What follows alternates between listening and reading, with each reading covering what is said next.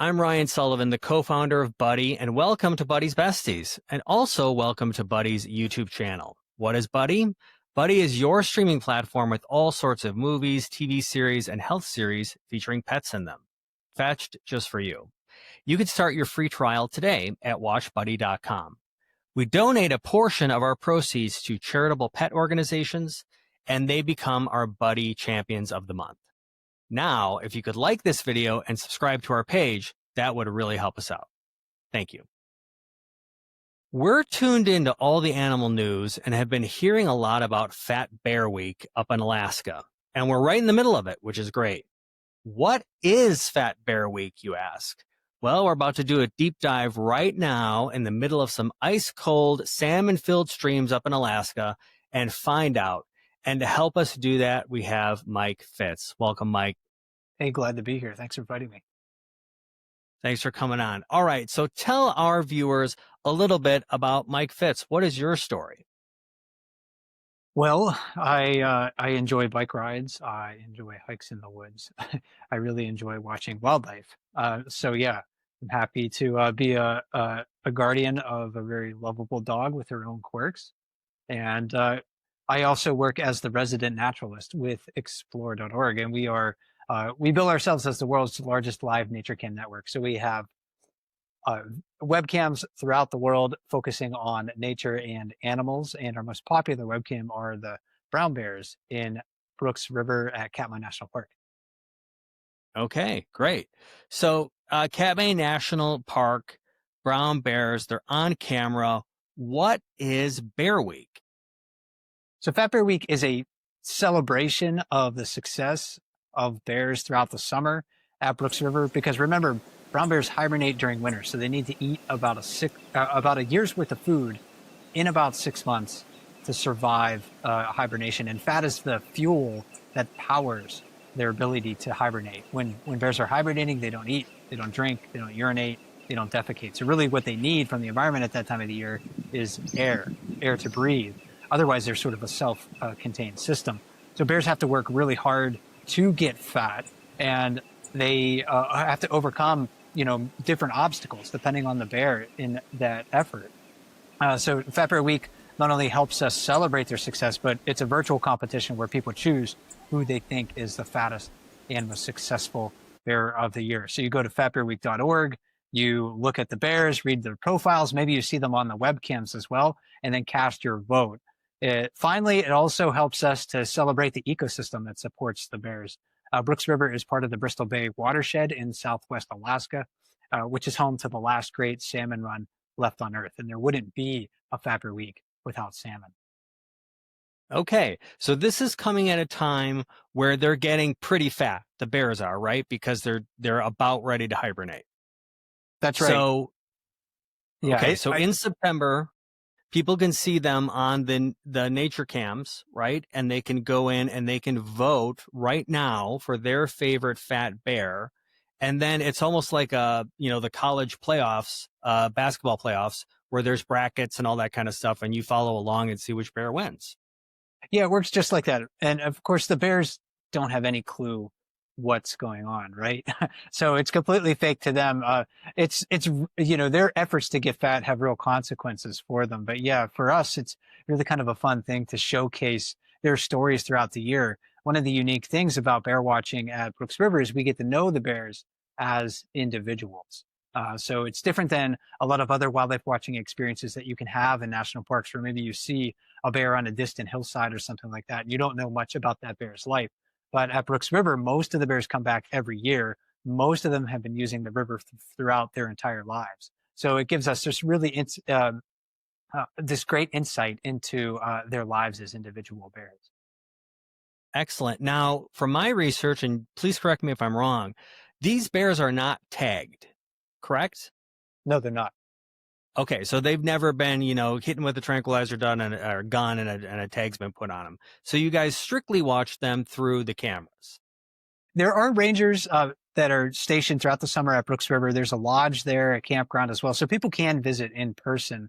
But the majority of the people who are watching the bears are doing it over the internet through the webcams. And we are identifying the bears not through ear tags or radio collars or anything like that, but through their physical features and their behavioral characteristics. And that can be difficult to do at first. I know it was for me, but once you start to look at the bears closely, you see it's almost like going into a room full of people for the first time. You know, you can tell, hey, everyone's a human here, right? But once you take a second look, you can see that everyone has their own idiosyncrasies, and it's the same with the brown bears of Brooks River. Excellent. So once you're actually watching them a little bit, it slowly dawns on you that, hey, these are individual. They're not just all the same brown bear. This one's got a white spot. This one moves a certain way. This one likes to hunt at this part of the river, hunt for salmon, root around for salmon in the river. So those type of things, right? Yes, yeah, there's no average bear, essentially. You know, if you were to have a graph of a bear population and you had different characteristics, like let's say personality characteristics, like whether they're bold or they have the tendency to explore, or whether they're shy, or whether they're aggressive. You know, you would have a scatter plot of all of the different bears, and there almost never be a bear like exactly in the middle. So each one of them, again, has their individual quirks, characteristics, different ways of making a living. And they also partition themselves into different sort of niches when they're trying to fish for salmon at like Brooks Falls or elsewhere on the river. No two bears exactly mimic each other in that way. So they're adaptable and mindful of their competition. And that helps more bears fit into this small area, because Brooks River isn't that big. It's only about a mile and a half long. And on average, there's over the last 20 years or so, about 80 individual bears have been visiting the river, not counting cubs. And I think this year we're approaching maybe closer to about 100 individuals. Excellent, excellent. Are they are they territorial? Is this a territory thing? They're not territorial like a pack of wolves or like lynx would be, or some other predators. They share overlapping home ranges. So, you know, a bear will utilize a landscape. It'll know where to go to den. It'll know where its food sources are, and it'll share that area with a bunch of different bears. But they can work to exclude other bears from particular resources if they feel like that bear is too close to them, or maybe there's not enough food. We really see that manifesting most at Brooks Falls, where there are productive fishing spots and there are less productive fishing spots. And if you can dominate access to a productive fishing spot, like the plunge pool below the falls that we call the jacuzzi, or the far pool where there's shallow water and salmon are trying to figure out how to get beyond the falls. You know, if you're a big adult male and you can afford to sit in those places and defend that fishing spot, it can be very lucrative for you. So we'll see bears excluding each other from those particular areas. On a landscape scale, though, it's much harder for them to do that because the foods are generally pretty dispersed. So it mostly kind of boils down to like those individual fishing spots that they're looking to defend. Interesting. Now, talking about fishing and fat bears, they are putting on the majority of their calories through salmon, correct? In Katmai, especially Brooks River, yes, salmon are a extremely important food for brown bears. First of all, salmon can be pretty accessible and fairly predictable. You know, the salmon run varies every year, but bears learn not only that salmon are good to eat, but they learn when the salmon arrive and they learn where to fish for them. And then secondly, salmon are highly digestible for a brown bear. The majority of the salmon that come into Brooks River are sockeye salmon. They average, 4 to 6 pounds or so. But a sockeye fresh from the ocean can contain about 4,500 calories of digestible energy for a brown bear. So if you can eat a few of those during the day, you're doing pretty well. And on good days, some bears can eat much, much more. Right. And I was reading that they can put on 100,000 calories, or they can take in, I should say, 100,000 calories a day. Yeah, it's incredible to think about the capacity of their stomachs. And they just throw salmon back down their gullet. It's all raw, of course, too. I mean, sometimes I think about how difficult it would be for me to pick up a raw salmon and try to bite through the skin, the backbone, tear into it just with my teeth. That would be a very difficult process. But the bears that's one of the ways that they demonstrate their strength is just by eating the salmon, catching them. They're standing on the lip of Brooks Falls where the water falls down into the plunge pool below. They're catching salmon in their mouth, and the salmon, again, weighing about 5 pounds. That's like somebody picking up a sack of flour, a 5-pound sack of flour, and throwing it at your face and be like, hey, catch. For a human, that's really not a feasible thing to do. But the bears make it look so easy. And on a good fishing day, yeah, 20 to 30 fish is not, you know, uh, an uncommon catch rate. Interesting, interesting. So, we're saying, hey, these bears are putting all these salmon in their gullet and swallowing them down because they've got to get fat for hibernation, right? Which they're going to last through for a good number of months. So being a fat bear is a good thing. It certainly is. Yeah, it's a measure of success for them because, like I mentioned before, bears need body fat to survive winter hibernation. It is their fuel during that time of the year. And it's even doubly important for mother bears because a single female right now, she may have conceived earlier in the summer during the mating season, but female bears undergo this special process called a delayed implantation, in that any fertilized eggs only undergo a few cell divisions during the summer before they enter a state of arrested development. And it's when she enters hibernation, when she enters her den, that her body unconsciously determines whether she is fat enough to carry that pregnancy to term. Because when she gives birth in midwinter, she'll have to nurse her cubs for the next several months before they come out of the den, which is really incredible. So she's surviving on body fat and eating for herself, as well as the future success of her cubs. Then if you're a big adult male, you don't have any role in raising cubs, but you need some extra fat reserves often in the springtime to compete well for limited mating opportunities. Not all female bears experience estrus during the mating season. So if you're a mother with cubs, you're not going to mate. And if you are a single female, you're going to cycle in and out of, being receptive to mating. So a male bear really has to be ready to take advantage of those mating opportunities. And he often has to defend access to a female who might be receptive to his advances. So sometimes they'll forego foraging opportunities in the spring to follow females for that limited mating window. So yeah, body fat is vitally important to bears in a lot of ways, especially for hibernation, but also in the springtime season where they may not have much to eat. That is so interesting and fascinating. Getting more into the hibernation, how long approximately do they hibernate for? It can vary across, the range of brown bears in North America and across, into Asia and Europe.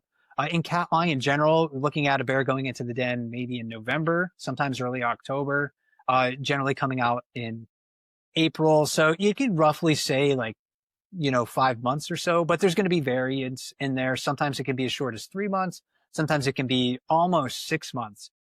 Mother bears with newborn cubs, they're the last to come out of the den. They might not come out of the den until May. And there's been even records of them staying in the den until June, which is an incredibly long period of time if they've gone into the den in November. So yeah, it's a prolonged period of time for them where they are sleeping most of the time, but they're not fully conked out like a ground squirrel or something like that. They're not hibernating near the freezing point of water. Their body temperature declines, but it remains fairly elevated compared to other hibernators. And that's one of the things that makes brown bear hibernation different. Interesting. Now, what I remember reading a long time ago, and this is probably incorrect, so please correct me. What if it gets warmer earlier than normal, but it's like a false spring or something like that? Do they actually kind of wake up, stick their head out, or maybe go out, say, oh yeah, this is great, and then a couple days later say, oh, it's getting cold again, I need to go back and go to sleep? Or once they're out there? Well, they might, if there's a warm spell, let's say in March, for example, they might start to wake up and check things out for a little bit. But the entrance into hibernation and the exit from that hibernation metabolism isn't like an on-off switch for them. It's a slow ramping down in the fall, and then it's a slow rise back up to active levels in the springtime. And it seems to be tied to their sort of annual rhythms. Like humans have a daily rhythm, bears have a daily rhythm as well, but bears also have this sort of annual cycle that helps them to enter hibernation and leave hibernation.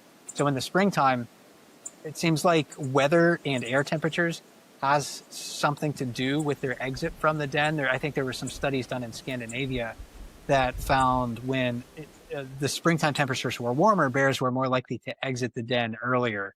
If it stayed cold, they were more likely just to say, you know what, this isn't for me. I'm going to wait a few more weeks before I happen to come out. So yeah, there's definitely some truth to what you read. Okay. So, because you've been, telling us about mothers and gestation and all that kind of stuff. When the mother bear comes out with her cubs, right, and they've now been nursed and all that stuff, the next fall, will those cubs go in with her again, or will they now go and hibernate on their own? They will enter the den with mom. So if you're a brown bear cub on the landscape right now, you're going to den with mom, and this might not.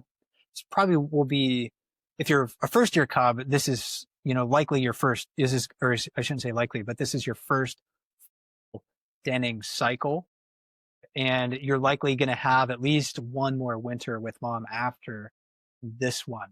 So yeah, but the special thing about cubs is that they're not going to be nursing when they go into hibernation. So only newborn cubs are the ones that are suckling milk in the den. The cubs that we see on the landscape now, they need to survive on body fat too. So they're feeling sort of like those extreme hunger pangs like the adult bears are right now. So they're going to be surviving on body fat once they enter. Interesting. Interesting. Okay, so let's get back to Fat Bear Week. How did this get started, Mike? Well, when I was a ranger at Katmai National Park, I had started doing work with the webcams that we had there in partnership with explore.org. And I was giving programming online. I was talking to the online audience, either, in a uh, on camera like this, or I was just talking to people in the comments. And there was a day late in September in 2014 where I saw a viewer post a screenshot that they took of the same bear in early summer and late summer. And they were like, hey, look how fat this bear got. And we had always emphasized, again, body mass changes in bears and how important that is to their survival. But for some reason at that moment, I thought, hey, wouldn't it be fun if we got the audience to try to compare uh, many bears in the fall with their early summer photos, and maybe people could choose who they thought was the fattest and most successful bear of the year. So I brainstormed that idea with a couple of other park rangers I was working with at the time, Aaron Kameyer and Landis Ealer. We put together this 1-day event. We called it Fat Bear Tuesday. We had this like really rudimentary looking bracket, I think maybe that I made in PowerPoint or something like that. And we put it on on Katmai's Facebook page. That was really where we had any sort of social media following at the time, and people voted with their reactions or their likes. So we did that, and to my surprise, the engagement on it was exceptional, like orders of magnitude better than anything that we had done before. So that day, I decided, hey, we need to expand this to give people more opportunity to participate. So I thought we need to do a whole week of it, and that's how Fat Bear Week began. The first fully fledged Fat Bear Week was in 2015. Nice. So it really blew up Katmai's social media. It did. Yeah. And it continues to grow. In fact, last year we had, I think, like 1.1 million or 1.2 million votes or something like that collectively. And we're on pace this year so far to equal that or maybe even exceed it. Oh, that's excellent. Excellent. Did it, now I read somewhere that it really took off during the pandemic. Is that true? Yeah, right around that time, actually, maybe like the year before. But we saw certainly a significant jump during like 2020 and 2021. And also, we had more people watching the webcams on explore.org, which isn't a surprise, right? Because many people didn't have as many options to go outside, or maybe they weren't working or something like that. So the webcams provided sort of a window into nature and made hopefully nature more accessible to people during that what was really challenging. Good. Now, where do people go and vote for this? Can you vote, which social media sites or what's the best place to go and vote for this? There's only one place to vote right now, and that happens to be fatbearweek.org. So that'll take you to a website on explore.org where you can look at uh, the before and after photos of the bears. There's a link to bios so you can read about the bears. You can also go to the webcams on Brooks River. Maybe some of the bears that are in Fat Bear Week are there campaigning for your vote. So yeah, fatbearweek.org is where it is. And until Fat Bear Tuesday this year, which is September 30th, that's going to be the last and final day of voting in the final match. Voting opens at 12 noon Eastern and closes at 8 p.m. Eastern each day. Okay. And you can actually like research the bears. They've got like quote unquote cards that remind me of like a 70s football card or a baseball, card. And you can kind of get a little history on the bear and see their name and number or number, things like that, right? Yeah, it's not about body size completely. If it were, we would just like say, hey, look, this is the biggest male we think is on the river. So it goes beyond that. We really want people to investigate the stories of the individual bears, consider, the challenges that they face to get fat during the year. For, one of the bears that's a favorite in Fat Bear Week, he's a really big guy. His nickname is Chunk. He has the official number of 32 on Brooks River, but he broke his jaw in June. Oh, exactly how it happened because no one witnessed it, but the timing of it and the nature of the injury really strongly suggests he broke it in a fight with another bear. So he had part of his jaw just kind of hanging loose throughout most of the year, and it's never going to heal to normal. So he's had to persevere through the pain and difficulties, and he's had to adapt the way he fishes, the way he processes fish, the way he interacts with other bears too, because he can't defend himself in the same way that he's done in the past. So he was less assertive this year. We did really see him adapt and persevere through those circumstances. Then you have like a mother bear who, like Bear 26, she is eating for herself, but she's also raising 2 spring cubs. So she is working hard to get fat to sustain her own survival, but she's also at the same time expending a tremendous amount of energy keeping her cubs well fed and safe at the same time. So yeah, we encourage everybody to get to know the stories of the individual bears. And maybe that's the deciding factor for you. Maybe it's not solely just based on who you think is ultimately the fattest, but maybe those extenuating circumstances help to sway your vote. Sure, some come from behind winners or Cinderella stories, all that kind of good stuff. Mike, out of the field of bears this year, do you have a favorite? Oh, I think there's several bears that can win. There's Bear 602. He doesn't have a nickname, an official one, although he's really endeared himself to a lot of people this year because he stuck around Brooks Falls all summer and he got huge in the process. He's a big adult male, and he was so well fed at times that he would just lay in the river belly up with his face out of the water, almost like he was just enjoying being surrounded by fish. If anybody can imagine or have seen maybe an image of Homer Simpson floating in a swimming pool, I mean, he didn't look too much different than that. So he's really fat. He could easily win. There's a single female this year, 901, who, again, she could be pregnant. She could have cubs, in the den this winter. She is just a balloon. She looks really, really good. Chunk, I do think, is a favorite still because he's a giant guy. And then he also has that story of persevering through that broken jaw. I think Chunk should win just because of his backstory and his size overall and his success this summer. I don't think he will win, though.